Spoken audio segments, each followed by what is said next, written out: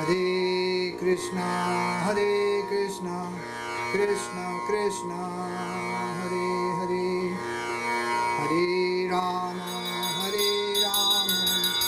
Rama Rama, Hare Hare. I realized that there's only one thing that matters in everything we do, and that's chanting of the holy name. At least that was my week's realization. The money we make, the other things we do, are all subservient to this one thing of spreading the holy name of Krishna.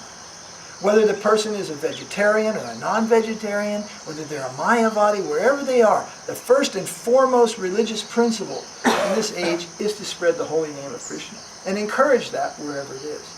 Of course, we know if sincerity is there, then all the good things follow. We don't have to focus on the good things, ultimately. But we find that we do. We still go and try to do so many things to give opportunity for the holy name of Krishna. Even sannyas. Mahaprabhu is a trick. He tricked it. He took sannyas. Even our sannyas. I've heard the greatest Gaudiya Vaishnava sannyasis laugh and say, actually it's a scam.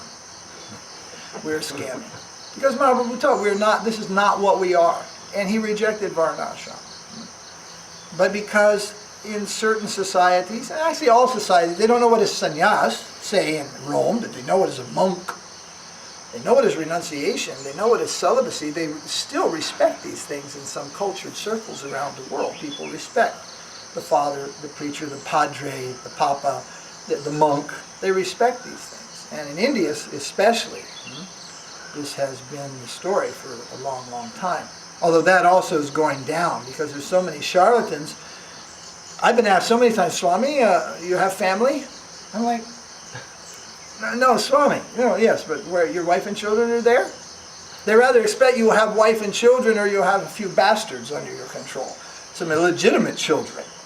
Because there's so many of these Swamis that pop up and go away, they're just woman hunters. And some of these mutts actually, they have their concubines and they have their illegitimate children. They say even up to Ashtamat is there.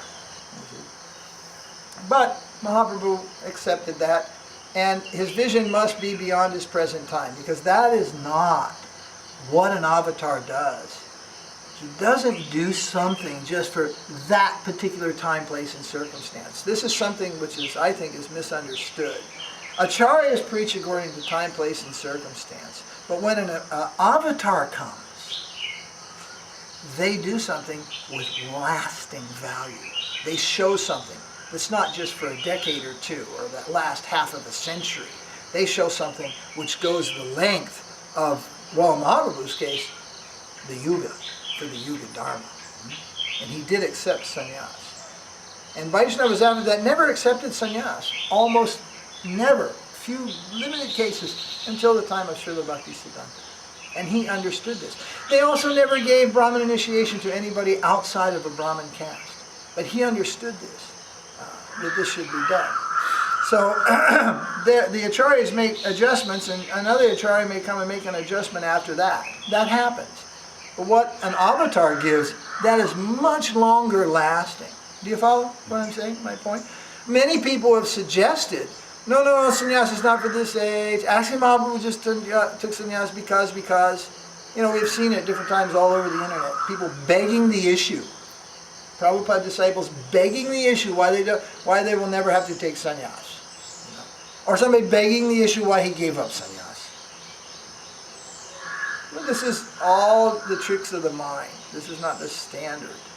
This is not the standard. Mahaprabhu has given the sannyas ashram. It appears in his Leela, and it has a far-reaching effect into this Kali Yuga. And Bhaktisiddhanta made that very, very clear of its value for the preaching mission.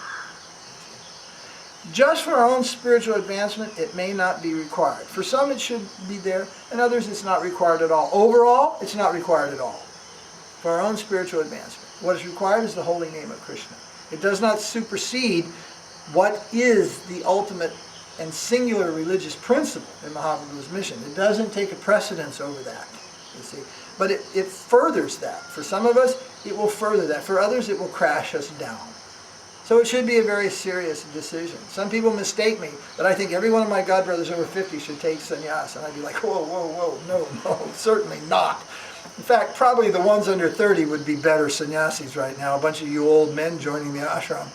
Who cares? Just eat chapatis. When you're young, you can preach, you can do something. When you're old, you've got aching knees, and you need this, and you need that. And it's like, Mahaprabhu also showed that. He didn't wait till he was old. He took sannyas when he was young. So, it is not the sannyas of the Vedas. It is something else. It is for the preaching of the Sankirtan movement that we have sannyasis. It is not an old man's institution. Oh, the older sannyasis, they also welcome. But that everyone, even Prabhupada said, yes, everyone over 50, it is, what did he say? Obligatory. Obligatory. That English word obligatory, you can't go 1 millimeter left or right. You are stuck on the narrowest, straightest, this is it. You got no other choice. That's your road. He said, it is obligatory. Well, what does that mean? Well, if you want even 1% to take sannyas, then you preach it as obligatory to everyone.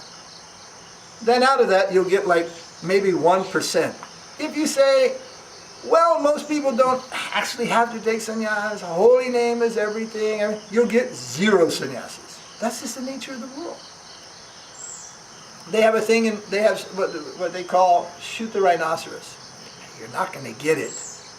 So in the end, we're not going to get 200 acres and 600 crores. We're probably going to get 10 acres and something else, right? But if I shoot for 10, I might get 3, right? So there's this thing, and if you do get higher than you want, well, okay.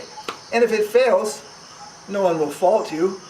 And most of the time, if you shoot an arrow straight at somebody, unless it's very, very close, it'll never hit them. You have to come up and shoot and hit the target. You have to aim high. Especially for big things that are beyond just an easy reach. Aim high. Aim at a higher target, and then you can hit. You can have a level of success.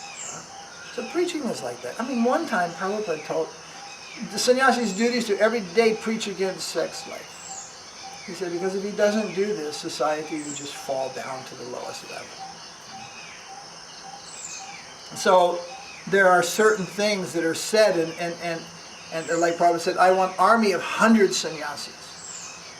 And that's when I decided to become a sannyasi. He wants 100 sannyasis. So I like to become one and join his army. With all we were worth, with the whatever could come, only 57. 58? 57 or 58 came forward in 12 years. That's with his trying, our aspiring, and everything in between, only 57 could come out. He said, I want 100. But if he would have reached 100, do you think he said, okay, I have 100 now closed? No. It's like, how many people in olden times in India had 64,000 disciples? Ramanuja defeated 64,000 Jains.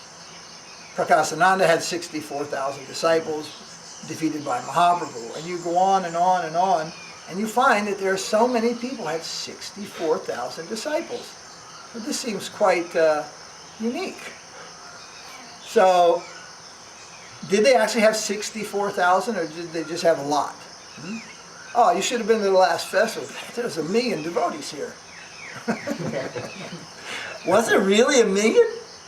No, there was like somewhere almost 100, right? It seemed like 1 million devotees here. It's an expression, I mean, I've told that guy 1,000 times not to do that. You say about your worker, some construction worker. I told that guy 1,000 times not to do that. Did you really tell him 1,000 times? Or is that an expression that you've told him more than once? Many times more than once, right? So we have expressions.